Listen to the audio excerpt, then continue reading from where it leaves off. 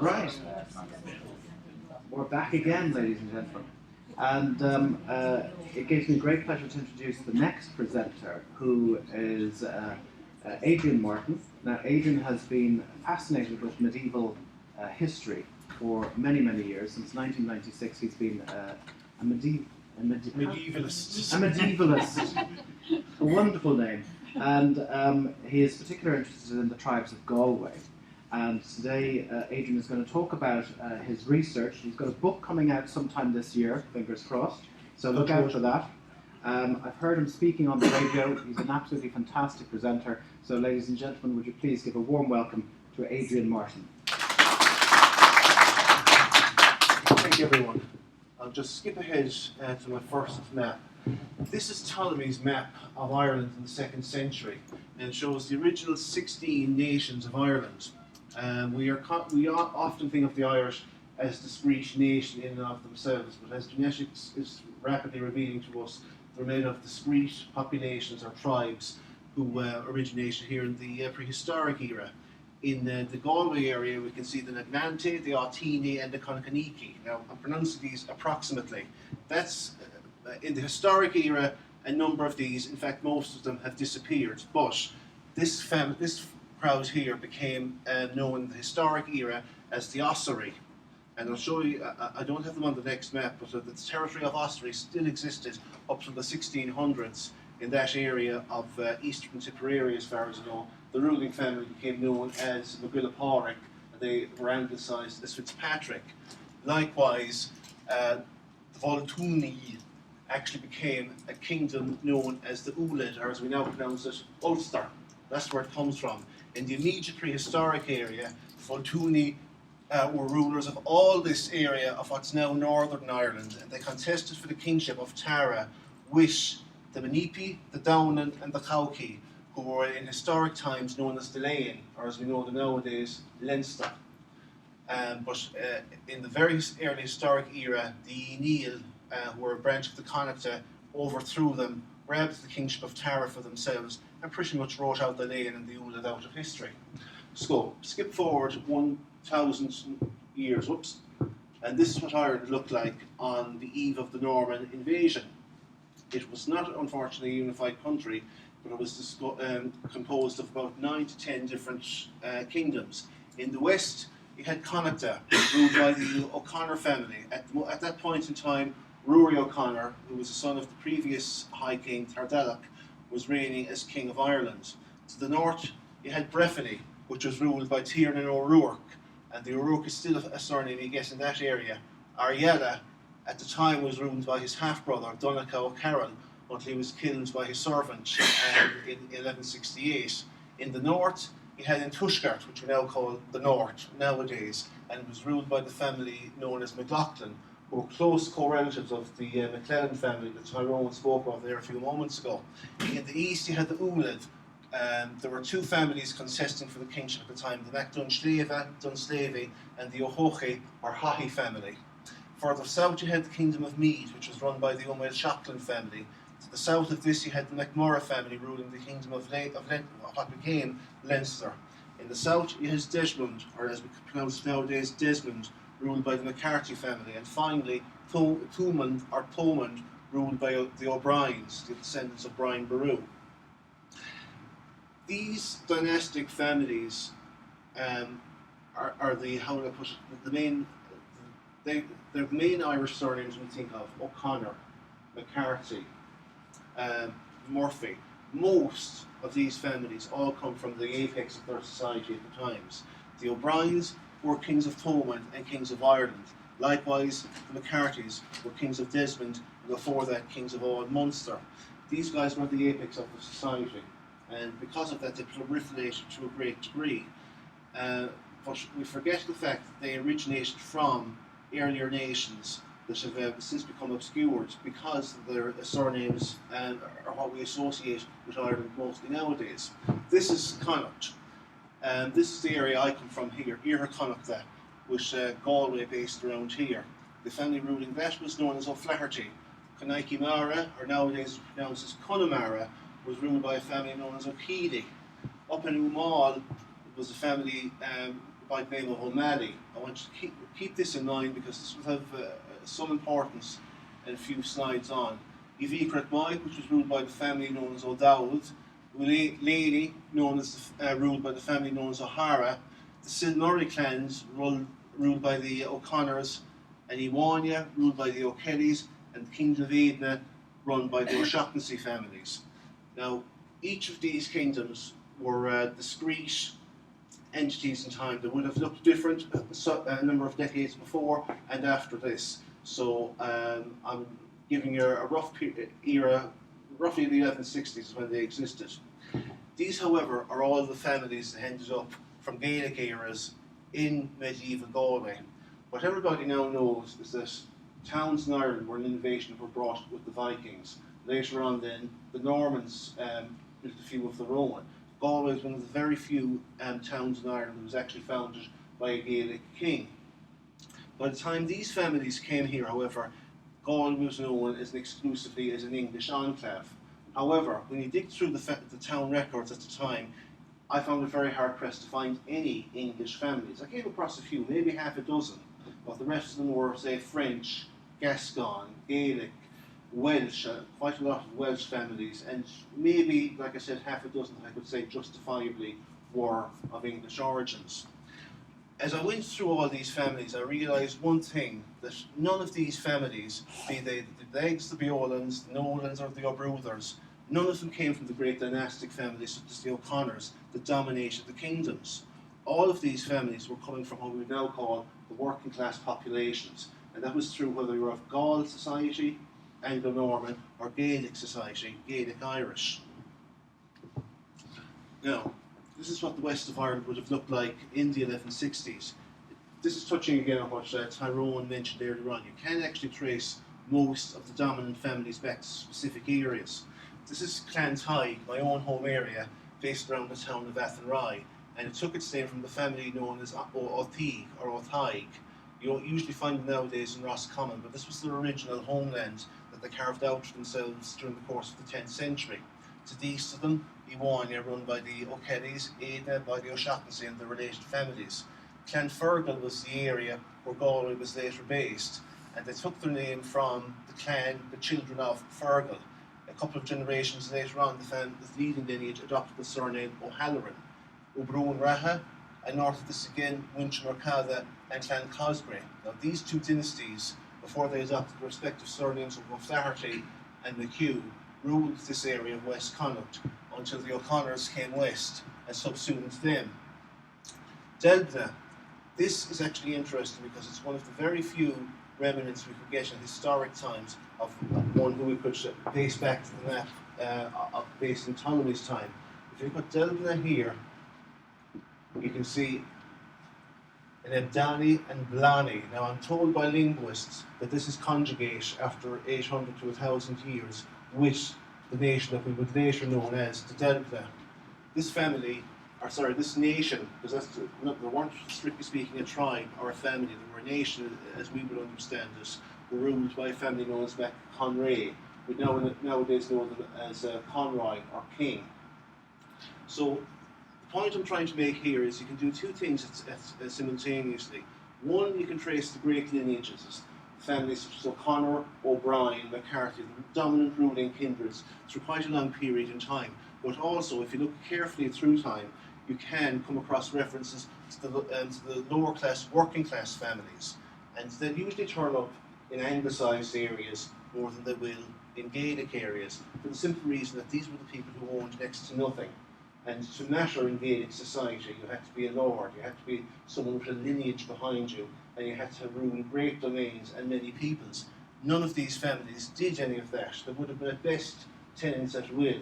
So the obvious thing to do is, why stay here? Why not just move sticks and move into Galway? They were doing what economic immigrants had been doing for generations beforehand, and are doing in our own day, moving to where they could get a better quality of life for themselves. That brings us to the town of Galway. But just before I go to it, I want to mention this one last thing. This is an even older nation known as the Parthree. This is Tourmakeady. It's a Gaelic area nowadays. My grandmother came from it. However, Parth doesn't have any Celtic etymology. I asked a man who works in the University of Mannheim, who was researching this area, if it's not Celtic, is it at least Indo-European? No, it's not. Well, it's not Irish then. Actually, it is Irish. But how can it be Irish if it's not Celtic? What you're looking at here is one of the very few identifiable remnants of people who date from the pre-Celtic era. The language we now know as Irish, which back in the first millennium BC, linguists called Proto-Irish, only began to be adopted in Ireland at that point in time.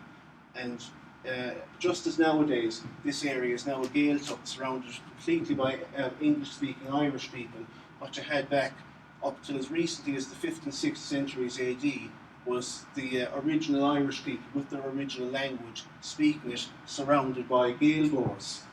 So it's kind of ironic in a way that it was a pre-Gaeltacht, Gaeltacht, if you will. In time, one of the families living in there, known as O'Doherty, moved into Galway. Another family here, the Clan Muirish, as they were known by that stage, were known as Mac Muirish, but they weren't actually Gaelic. They were actually originally the Prendergast, and they weren't Norman, they were Flemish. But they came to Ireland, and as many Norman families did, when they became Gaelicised and adopted the Gaelic language, they dropped their original surname of de Prendergast and were known by the first member of the family who settled in Ireland, Muirish or Morris de Prendergast. So we've a good lineage there, Morris. South of them again is another seemingly Gaelic family, Clan Fiorish, but Fiorish, as you can tell, isn't a very Gaelic word. It actually means pierce. And the Pierce concerned was Pierce de Birmingham, who was the first of the Birmingham family to settle in Ireland. And the Birmingham family are perhaps unique in that they're one of the very few Norman families who came to Ireland who were actually of what can be deduced as English lineage. Because in the years after 1066, the royal family and all the upper reaches of English society, as well as the middle classes, were pretty much eviscerated. If they were not killed, they were thrown off their lands by the Normans. And so it's very difficult to trace any English families from 1066 onwards into the present day. The Birmingham family were one of them, and they settled in the area around Dunmore, north in Sligo, and further south off the map here in Athenry. The main Lineasian family adopted, they were dubbed Lord Athenry, and the last member of the family, I think, was the 19th Lord. He died in 1799. That's 3 families I've got so far. Lastly is Dunvalley. Now, Dunvalley Castle no longer exists. It's just a townland. Dún signifies fort. Baile means town or settlement, so the fort of the settlement. But a Curwen family descendant, the Curwens were one of the tribes of Galway, recently identified this for me as the first known area where they can trace themselves back to. Curwen family genealogy states, whether this is true or not, they originally came from Ulster and they were dispersed south by the followers of John de Courcy.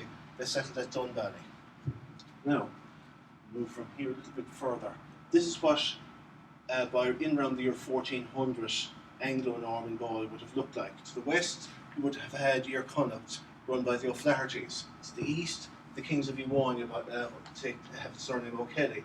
But in the middle you had the Clan Rickard. The Clan Rickard were the family of Rickard, and Rickard's original name was Burke, or De Burgh as they were known at the time. Due to a family civil war in the 1300s, the family split up into 3 different septs. The Clan Rickard here in South Connaught, north of them the MacWilliam Octher Burkes, and south the Clan William Burkes in County Limerick. These Burkes became extremely Gaelicised. By the 1500s, even though they were of English descent, they followed Brehon law. They were complete Gaeligors, they hadn't a word of English, and they followed Irish custom to the letter. However, they had 3 of the main towns in Ireland under their belts. They had Loughrea, which was the family Capush, Athenry, which was the home of the Birminghams, who were their vassals, and lastly you had the town of Galway. Now Galway was slightly unusual, especially west of the Shannon at this point in time. Its ostensible lord was, like I said, the Clan Rickard.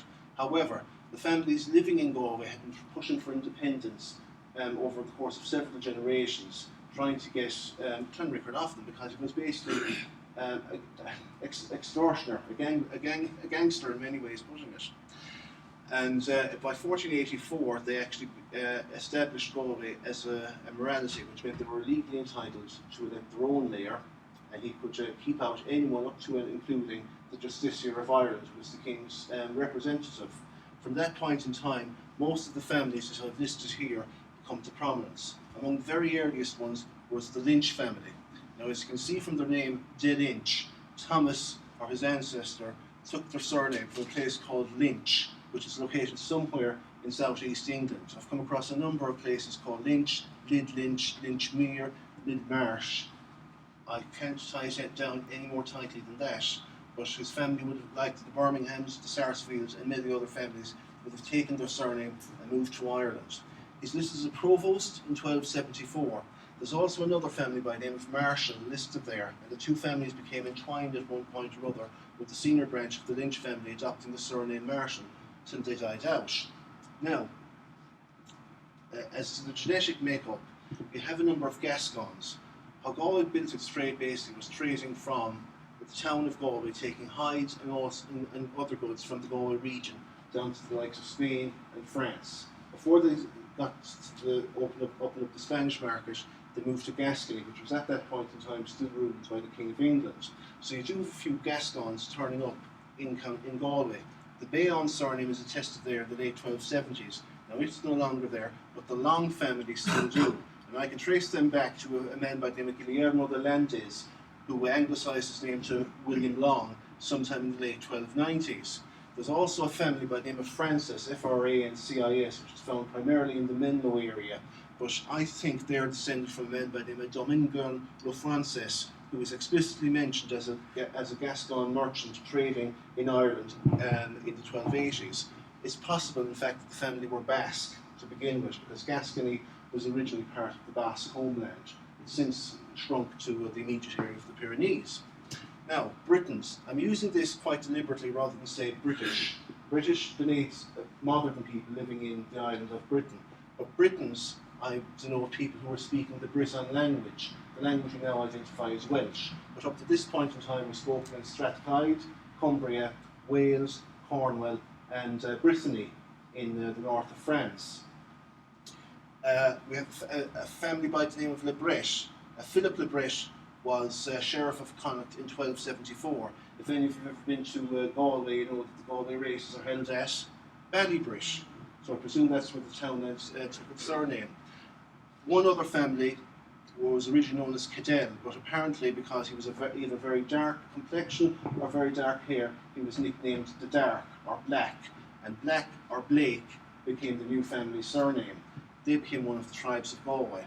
Likewise, the Lawless family, even though the name Lawless is actually Old English, I can trace them back to vassals of the Fitzgeralds, the Lundis family, who were bishops of Dublin in the 1220s, and they originated from the Gower Peninsula in the south of Wales. And I've been acquainted with quite a few members of the family, and Lawless by name, Lawless by nature. They were well behaved. Likewise, the name we now have as Wallace means literally that, Le Wallace, the Welshman, or from the area we now territorially know as Wales. It could also denote a Welsh speaker, which would have meant he would have come from Cumbria or Strathclyde, which was still Welsh speaking in northern Britain at the time, or perhaps even from the West Welsh, which we now know nowadays as Cornwall. The Cardiff, now most likely he may have been a Norman speaking guy coming over here, but Cardiff, as we know, is located in Wales again, so again, going back to Wales. And of course, the most common of them all, Brannock, which means Walsh, or Welsh speaker. There's any amount of families by the name of Brannock or Walsh nowadays in Ireland. Now, they're not all the one family. It just literally denotes someone who's a Welsh speaker or from Wales. It's like if all the Irish people who immigrated to the States in the past 100 years automatically adopted the surname Irish or Ireland. It wouldn't mean they were all of the same Irish or family. It just denoted they come from the same general geographic area or spoke the same language. French. I don't know if I should comment on this one. Is it polite? No. Needless to say, while I still hear it a lot in the Galway region, I haven't never come across the family name. The Laval, nowadays known as Wall, is attested from the Normandy from the 1060s onwards, and they crop up again in England, and again in Wales, and again in Ireland. So what you're seeing in the case of Norman families is them skipping across the channel into England, maybe up to Scotland and into Wales, and certainly into Ireland all over again. Hussey or Hussey, attested in the Dunmore area, and of course the generic one, French, just donating someone from France or a speaker of French. Now, the very few English speakers or English families I could tie down, the White. Now, I've got good testimony that the family originally came from Devon, but that's several years old and I can't tie it in. Latfred, I'm not too sure what it means, but it is Old English. Meath, or now Mead as it is pronounced, probably had to denote the type of drink, someone who procures that kind of drink, rather than say the county of Mead. Alwyn is definitely an Old English name, originally Athelwain, found mainly in the Kingdom of Mercia. Kent is the area east of London, and the family by the name of Allen, later Dean, came from Bristol. But that, of course, being where Bristol is situated, it means it could be originally Welsh as well. Whenever you speak of an urban area, you're definitely going to get a mixed population, because migrants coming from left, right and centre over several hundred years and generations, so you're going to be mixed. Lastly, Huscarl, Skerrit. I can say with some confidence these guys are actually Vikings. By the late 1300s, it had become the surname Skerrit, but originally it was known as Huscarl. And the Huscarls were the house or bodyguards, the elite of the Danish army. The term is first attested to King Sven when he conquered England in around 1015, and it comes into use more and more during the reign of his son, King Canute of England. Harold II was killed at the Battle of Hastings, and he was surrounded by his Huscarls, or bodyguards, who gained fame for refusing to leave the king's body, and they were massacred to the last man. In the 1220s, it's the surname of a family who were attested in the Somerset region, and they seem to be the family who end up in the same decade as justiciars and lawmen and judges in Dublin. 20 years later, in 1242, the first of the Huscarls are attested in what would become the County Galway, and within 100 years, probably in the changeover from French to English, because when the English came to Ireland, they didn't speak English, it evolved into the term Skerrit. Now, let's see. This is Tudor Galway. This is taken from Tyrone's map. The dates underneath it attest to the economic eras when Galway was at its height. First in the region from the 1470 to 1550, and again after the Machaneerla Wars of the late 1500s from 1610 to 1650.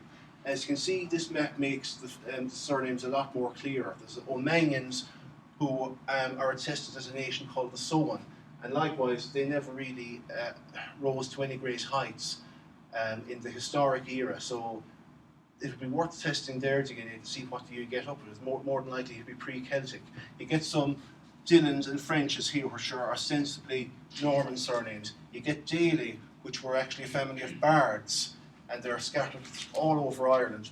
Birmingham again, the Lower Birmingham, Halloran, natives, Blakes, which were one of the tribes of Galway, and out in the west, the O'Flahertys and all the subservient families. Now, this is what Galway and the general region would have looked like. As you can see, we're not what we call Galway a city. It's more appropriate, I suppose, in the medieval era it's called a town, because it is literally just this area around here. This area was known as the roads, and that's the sea route in and out of Galway. A little bit over that way you'll go around, a little bit down south, and you'll be plagued by pirates such as the O'Briens and the O'Loughlin's. One moment. This is what the town would have looked like. Little more than 24 acres, surrounded by walls, surrounded on three sides as well by the river, and also by Burke castles. Terryland Castle to the north, Ballybrit Castle, and Castlegar Castle and Ordenmore Castle, all owned by the Burkes. And directly across the river here, you had O'Flaherty territory. Now, Burke or O'Flaherty, Gael or Gaul, once these guys were lords, that's where they wanted to be. They weren't interested in delegating power. They were quite happy to stay where they were and proliferate. That's why you get so many people by the name of Burke and O'Flaherty. I mean, I'm descended at least 4 times on both sides of my family from the first William de Burgh, because I've had a great-grandmother on my mother's side who was a Burke. Her grandmother in turn was another Burke, and my father's descended from 2 branches of the McGibbon family. So the reason they proliferate is because when you're at the top of society, you get the best of everything, women included. And Gaelic law provided a man could be married multiple times to multiple women at the same time and have as many issues as you like. So, and they would be regarded as legitimate. There wasn't any concept of illegitimacy in Gaelic society as far as we can understand. The church, ironically, was the one who tried to change this from the 12th century onwards, bring in the idea of one man, one wife, which these guys know bloody way. Which is why there's so many of you nowadays, of course. Galway, on the other hand, was different. It was basically a town that lost its original overlord, the Burke, and his subsequent illegal overlord lived in Loughrea. That gave them some breathing space, but he still wanted to hold on to it because it was a trading town and bring in good revenue. So it was basically run by people who weren't of any lordly or aristocratic background. They were people who came from the working classes, like the Lynches, like the Blakes, who would have come in with the lords, but wouldn't have had any great estate themselves. So because of that, they traded, and because they made the best of the limited resources they had, which was the river and the sea. Now, medieval Galway. Again, this is just trying to get across to you just how small the town originally was. This would have been the original settlement as built by King Tardella O'Connor in 1124. And from subsequent mentions in the annals, he seems to have used it primarily as the kingdom's naval base, bringing it down to Desmond, up to Tory Island, even as far east as Dublin, basically putting manners on the likes of the McCarthys and the O'Briens and the McLaughlins, all the other families, and keeping them in place. And he succeeded for quite a while. He was regarded as King of Ireland from around 1120 till 1145, till Donald McLaughlin succeeded him. This is basically showing you the medieval layout of the town. These black lines here indicate the town walls. Within it, you can see I'm going to make use of this, Morris. Within it, you can see the streetscape. As you can see, it was surrounded by the river itself, Loch Atolia, the Salt Lake as it was known, the Rinmore, Agus Rintinon, basically the big point and the thin point, and Galway Bay itself. One thing not many people know or have long since forgotten is that the town of Galway actually takes its name from the river itself.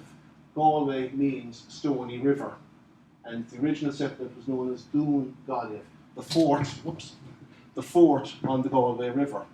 Flash forward a couple of hundred years, and all these working class families in Galway have made something for themselves. This mill here, which is taken from a watercolour done in 1685, shows Martyn's Mill. This was built by Thomas Martyn and his wife Evelina Lynch by 1562. This bridge here was built 100 years earlier in 1442 by Eamon Athoon Lynch, and he was known as Eamon Athoon because a ton was the amount of wine he was bringing in on a yearly basis, and he must have been drawing a good profit to be able to build the town's bridge. This is the Claddagh. I mean, most people, this is about as much as you can see, unfortunately, but Claddagh means literally what it shows here, the strand. That's where the name comes from. The Claddagh existed probably in conjunction with the town of Galway in the medieval era. So you would have had the Anglo or English town here and the Irish town of the Claddagh located over here. Now, as far as we can tell, the two of them got on quite well. The Lynches and many other of the local families endowed St Mary's Parish Church, which was located in the Claddagh. Likewise, the Claddagh men sold their goods within Galway, which was then exported by the Galway men abroad, traded and exchanged for wine, which was brought back and sold on the Irish market. Now, this is showing Galway by around 1610. These are the four main towns of Galway, and it still staggers me to think that we were considered to be the second town in the kingdom at the time. Dublin is, of course, the first. Did I drop something there, Morris? No, it's just No, me. that's just Morris, okay. Limerick, down here, and Cork. And there's Galway looking quite respectable, with a number of ships coming in the ports. They're also showing the civil Irish man on the one side here in his good dress up, and the civil Irish woman, and then the uncivil one. Basically what these are, it's just whichever culture you're from. This is the Gaelic people. These are perfectly respectable Gaelic Irish dress. I mean, my father remembers women dressing like this in the Aran Islands and the Connemara region well up into the 1960s. And this was known as the brat. I mean, it's still a word we would use nowadays for your coat, so to cover yourself up with. And the mantle, as it was known, was in extremely high demand on the European market. So that was part of the economic, wherewithal of Galway. Sell mantles over in France and England and Spain, get wine, sell that back on the Irish market, and voila, you got lovely clothes and cloaks for your missus. Now, these are the trade networks that the Galwegians traded with. The reason we have this here is because this is a medieval cog. That's what the main vessel was known as. And it became so well known and associated with Galway that they in fact made it the town coat of arms. This dates from the 1640s, when again Galway was at its height. These are showing all the local areas where Galway would have traded with on the maritime routes. But beyond Ireland, it would have gone up to Glasgow, down to Ayr, Chester, Coventry, Hereford West, and as you can see, all along Atlantic Western Europe, even into the Baltic as far as Danzig. And they were doing this from at least the 1270s. We're not entirely too sure what the trade was like under the kings of Connacht, because there aren't enough references, and the archaeology, what did exist back then, is probably well beyond recovery. But from what I can gauge, Tardelic would have used the area firstly as the naval base, then when the trades developed, simply to bring in more revenue for himself. The one intriguing reference we do have to Galway, kind of in between the two periods, dates from 1201 from King John, who grants the town of Galway to a man by the name of Richard Sorrell. Now, the date is interesting because it's in 1201. It's a speculative grant. Here's Galway. Take it if you can get it. But it was still a full 30 years before the Normans settled in the west of the Shannon. So the only reason he would be making a speculative grant of something is if it was worth something. There's no point, there's no references to the navy of the west of Connacht operating at that time. So what I surmise is Galway was already up and running, albeit at a small, local, reduced level, as a trading port. And that's exactly what Galway became well known for over the rest of the medieval era, under the Tribes of Galway. Now, this is just a close-up again of the medieval cog. I think it was one of the Curwins. Yeah, Edmund Curwin, who was Mayor of Galway in the year of our Lord 1646, erected this. And it's going back to the cog again because that's what made Galway. The Burkes were on one side, the O'Flahertys were on the other. The Galwegians literally had nothing to trade but what they had within the town themselves. So they would bring in hides, be they cattle, be they wolf skins, whatever, cut them up, export them, bring back foreign goods on the foreign market and sell them into Galway. They were obviously doing very well because they were able to endow churches like this, St Nicholas's. St Nicholas's is one of the very few churches in Ireland which actually features the mermaid, which is a maritime symbol if nothing else. And of course, St Nicholas's is the patron saint of merchants and sailors, and prostitutes, but we won't go there. Now, the tribal families. When you're looking at the families, it's a pretty even split, ostensibly, to begin with. I mean, Martin is obviously, it's not Irish.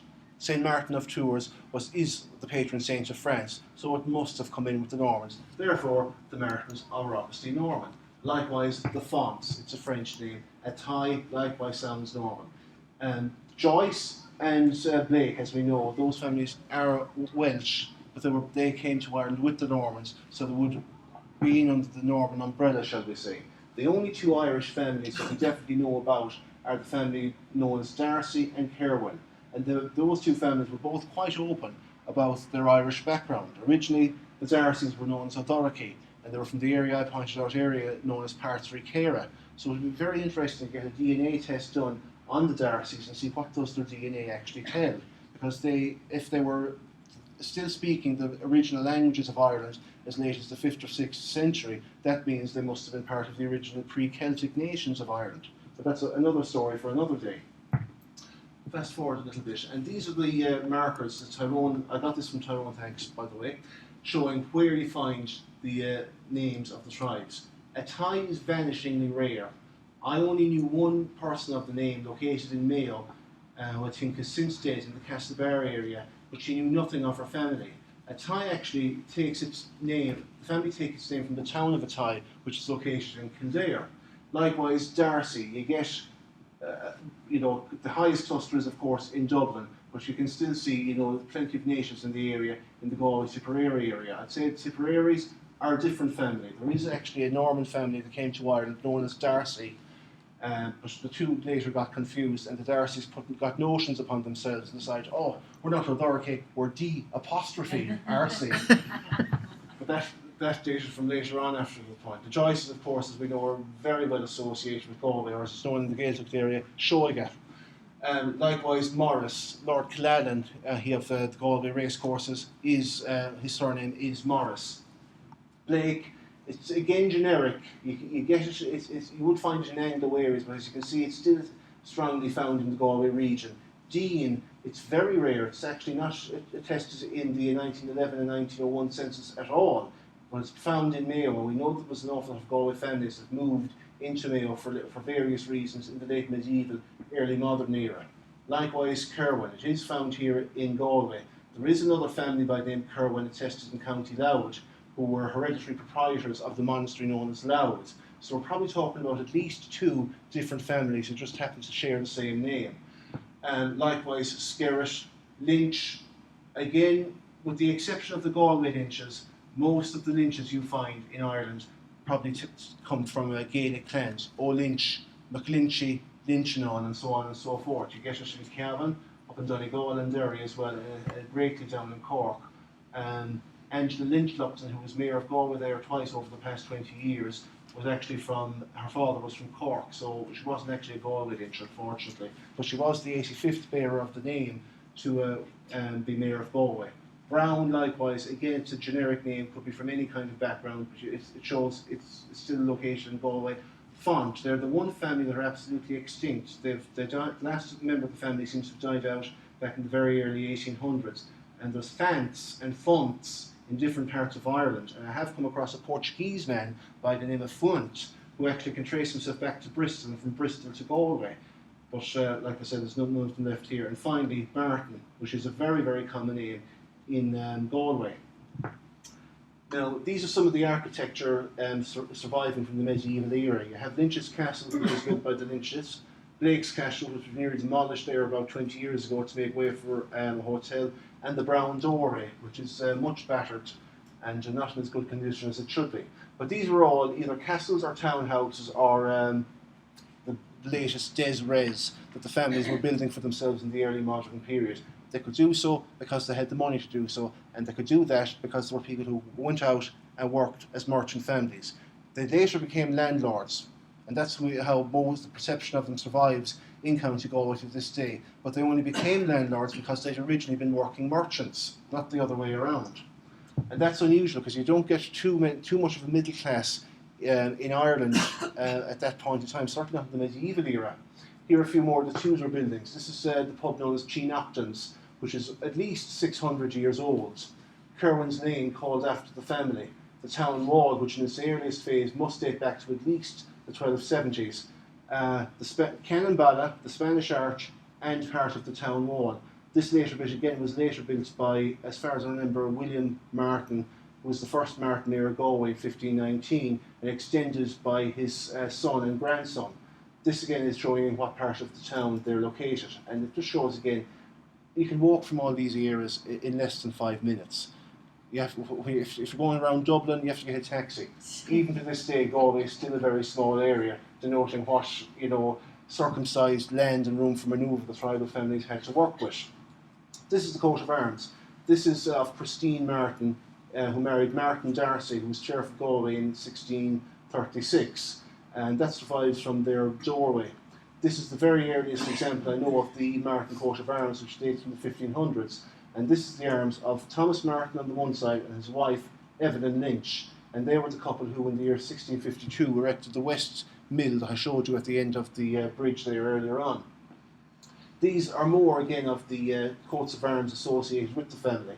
This here in the middle is a very fine doorway dating from 1634, showing Christine's coat of arms on the one side and Martyn Darcy's coat of arms on the other.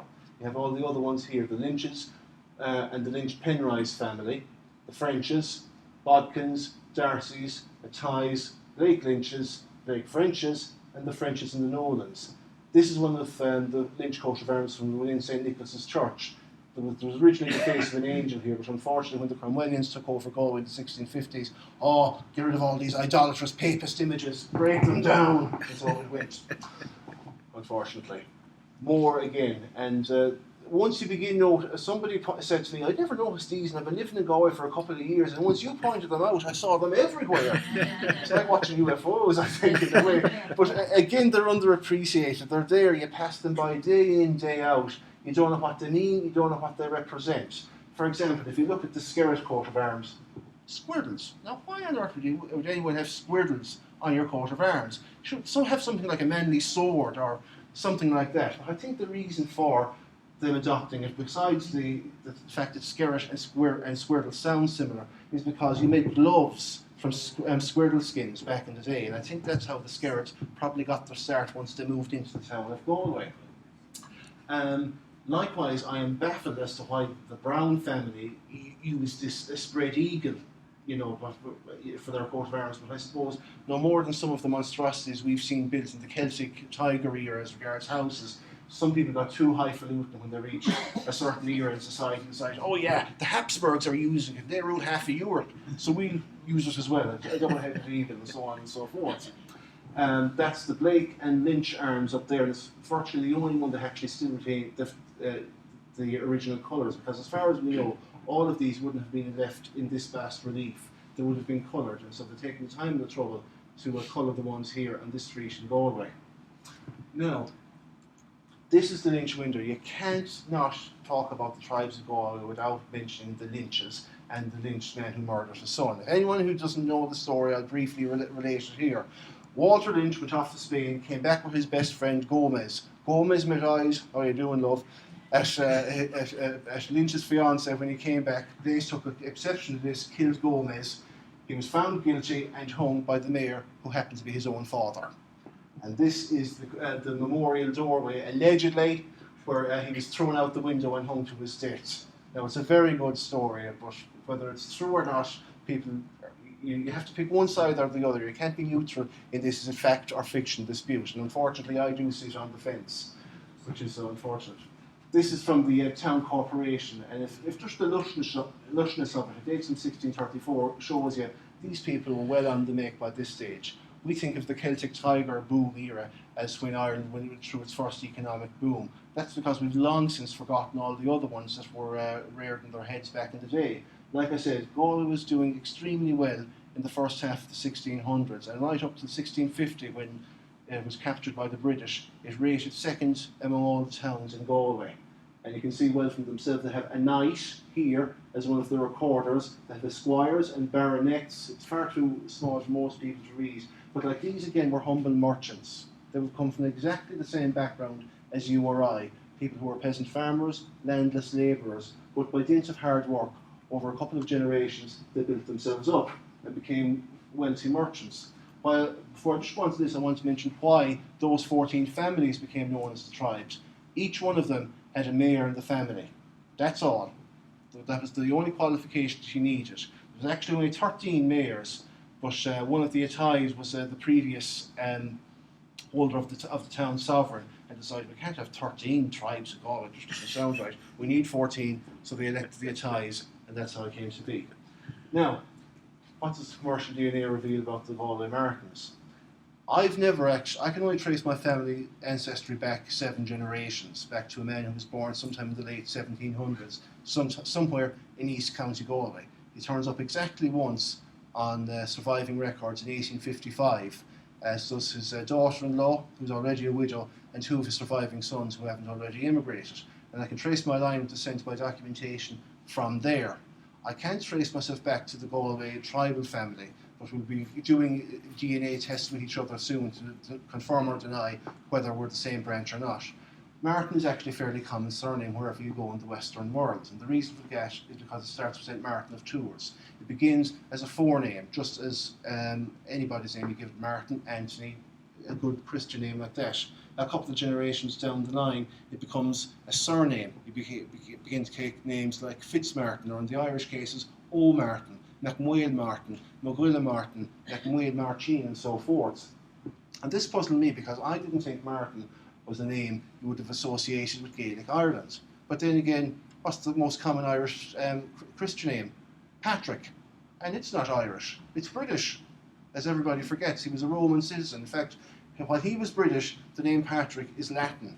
So we're very good at importing aspects of foreign cultures and making them completely our own. And this is what happened in the case of Martin. You do find various clans by the name of Martin scattered all over Ireland. Now this is what my DNA tells me. All the red ones here are ones that match mine. And the green ones there are the other ones with different surnames that match mine. Crotty, Duffy, Gunning, Coffey, Kavanagh, and so on and so forth. And this really shocked me because I had assumed no more than Tyrone before me that with a name like Martin, I must be basically, if you go back far enough, English or Norman descent.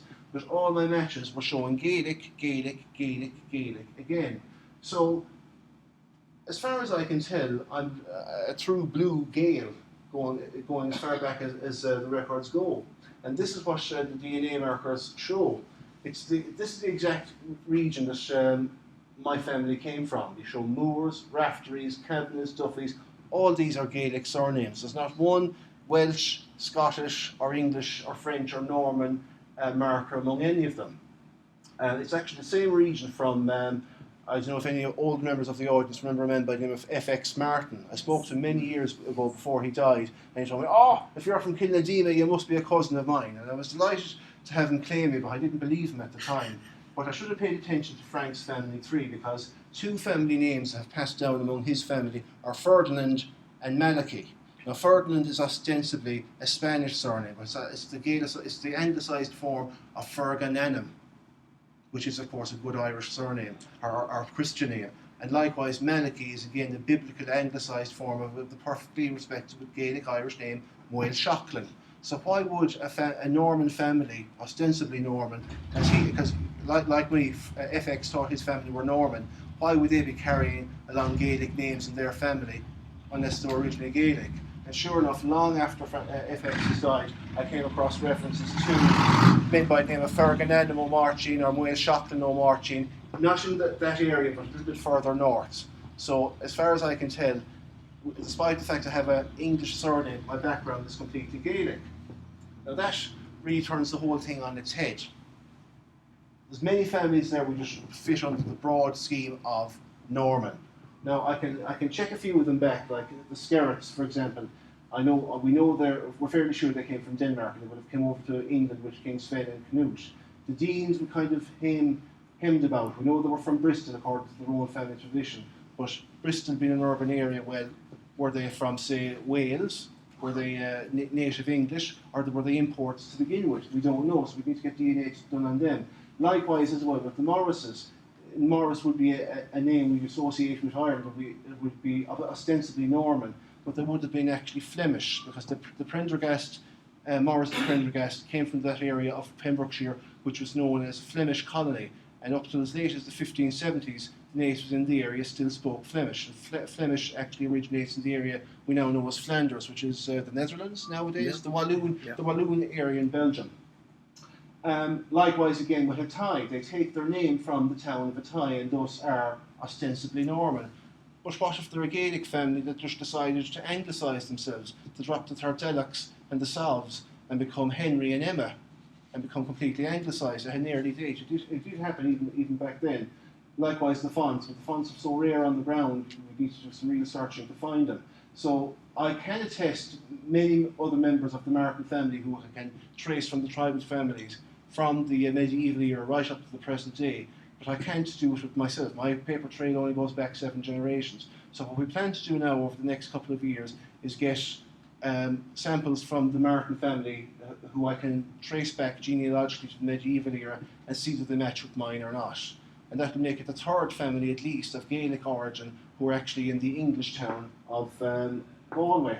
Likewise again with the Bodkin family. Bodkin is a name of Old English origin and just account among the Normans. But the family traced themselves explicitly from Athenry, and Athenry, even more than Galway, was explicitly very much a mixed foundation. The family dropped the original surname to Birmingham, became known as MacFiorish, and many of the bailiffs and sovereigns of the town of Athenry were actually O's and Macs, not Days or any other Norman names.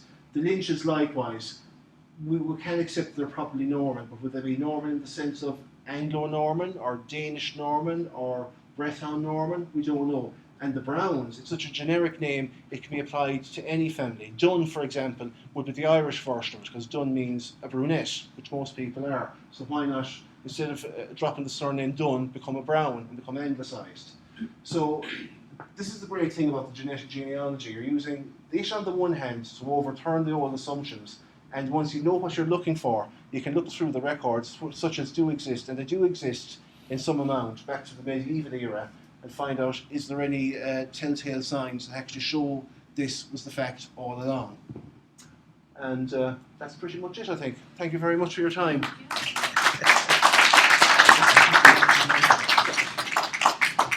Well, Adrian, you're a font of knowledge, so thank you so much for that. And that was a whirlwind tour through medieval Galway. It is 23 minutes past. We have time for one question. But Adrian will be around later on. I will, and I can pass out my card as well, so if anyone gets in contact by email, I can do so.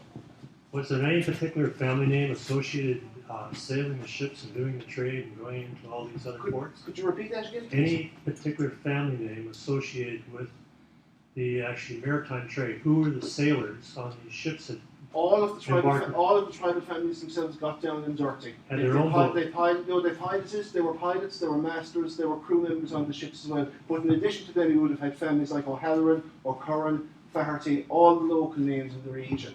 I mean, we think of Irish people nowadays mainly as farmers and land dwellers, but to begin with, it was the sea that got us here.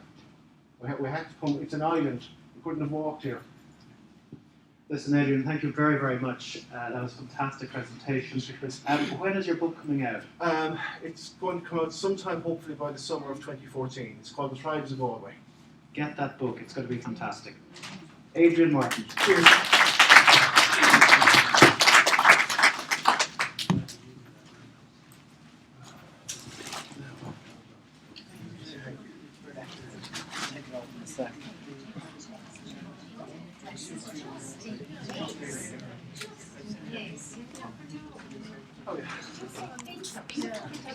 I am. How are you doing? You're in like Canada, then like we